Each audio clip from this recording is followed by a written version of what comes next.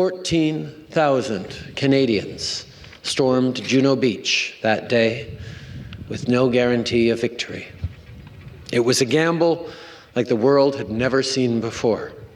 But when duty called, Canadians from coast to coast to coast answered.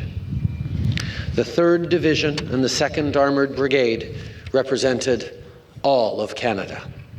On the battlefields of Normandy, Francophones, Anglophones, Indigenous peoples, new Canadians came together as one fighting force, standing on guard for their British, American, and French allies. One country, standing on guard for the wounded soldier, the imprisoned brother, the oppressed sister, the grieving mother, the deceased father. Standing on guard for democracy, for liberty, for peace.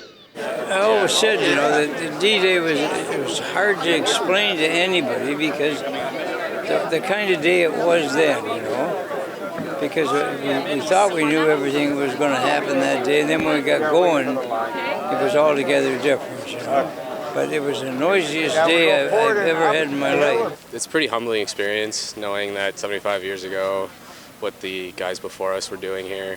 It's so beyond anything that I could even imagine. Knowing what happened and seeing the pictures doesn't do the justice of what they experienced, and I can't even imagine. It's just very, very overwhelming and humbling knowing that what they went through. I stand here knowing that I can never fully understand what our brave men and women in uniform experienced and will never forget. Only those who threw themselves against the walls of the fortress of Europe in Normandy know the full extent of what unfolded here 75 years ago. But it is the responsibility of all Canadians to ensure that their story and their sacrifice will never be forgotten.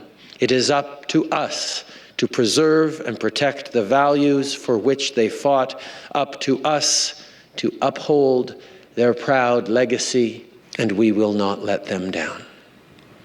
Merci.